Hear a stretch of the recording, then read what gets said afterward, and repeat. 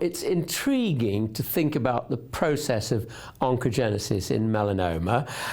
You have been credited with a pretty controversial statement. The only cause is UV. That sounds amazing. The only environmental risk factor is ultraviolet light. However, the relationship is not linear. If you compare the incidence of non-melanoma skin cancers in relationship to light, it's pretty much a very linear relationship. However, the interaction between melanoma and UV light is much more complex and multifaceted. And this is because we pack many types of exposure to ultraviolet light and many types of melanoma within the same bag, but we actually are trying to aim to dissect how different patterns of UV and different ages of exposure lead to different melanomas. Now, in view of our love affair with sunshine, this is very important. What are the candidates for ultraviolet causing oncogenesis? So ultraviolet light has many effects on the cell. Firstly, ultraviolet light B, which is a component of the total ultraviolet emissions, damages the DNA directly, causing certain mutations that we can actually detect when we sequence tumors. Ultraviolet A, which is also a huge component in the phototherapy, dermatology department, or in sunlights, can also affect our cellular compartment because they lead to reactive oxygen species, and these eventually can also lead to DNA damage. Apart from the different wavelengths, there are different patterns. So I'm sure you're thinking about the British tourist who goes from a young age to Mallorca, sun exposes, gets burned, and returns to England and gets melanoma before 55 and has a high risk factor and is a very fair complexion. And this is certainly the predominant type one has in mind when one thinks of UV and melanoma. However, I'd like to say that the death rates amongst chronically sun-exposed people who are of advanced age in Southern Europe are pretty high as well. So, for example, the golfer who's been chronically sun-exposed or the South European farmer who works chronically in the sunlight also has significant contribution of UV light to their melanoma. So we're trying to see how these two patterns differ. Right. What patterns are emerging about UV damage then that might give you some clues? So there is some preliminary data showing that when you have a melanoma that's led by the BRAF mutation, which is the most common mutation in cutaneous melanoma, UV, this oncogene usually arises in patients who are younger and who have a fair complexion, so they're usually redheads or, the British phenotype. So when this melanoma arises after UV light, we see that there's a very specific selection in our mouse models. We use mouse work to perfectly mimic a very closed interaction between UV and a damaged melanocyte to actually drive melanoma progression. So it's a very unique thing.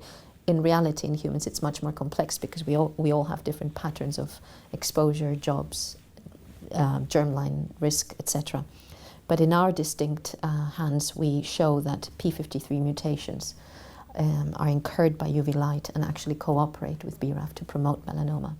And we're doing new effort, and we're endeavoring to also find out how UV interacts with other oncogenes. And are these mechanisms similar to the mechanisms in non-melanoma skin cancer? They are. So P53 is a main target of non-melanoma skin cancer indeed. So that is in common.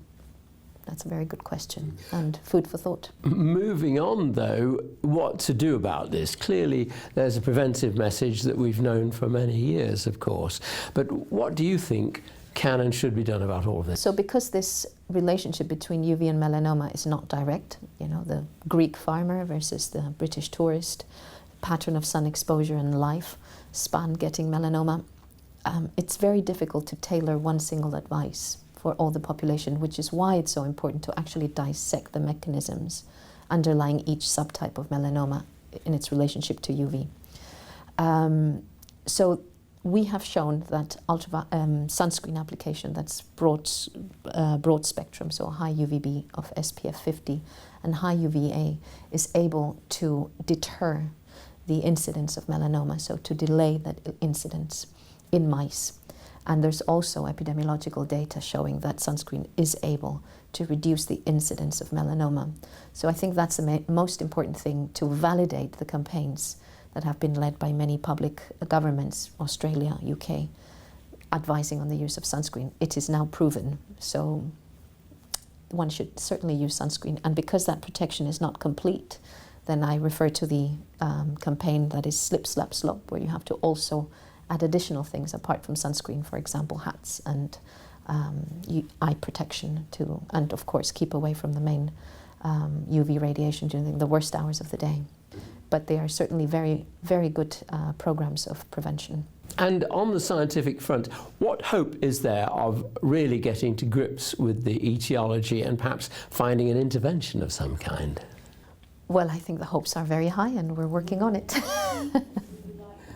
I think, yeah. I mean, when you say very high, it's nowhere near the clinic, yes. So we have many models to test how UV can interact with melanoma in different settings. We can investigate patterns, wavelengths, all those things are coming together. So once we have that, we will be able to inform public health campaigns and also prevention strategies, of course, following from that. So there's great hope, but a lot of work to be done. And the bottom line for doctors, obviously they might be able to give preventive advice if they're consulted. How would you sum up the bottom line message for doctors listening? Don't sunburn at any point in your life. Spread the word about the day. And spread the word, yes. And there is plenty of evidence now supporting that statement.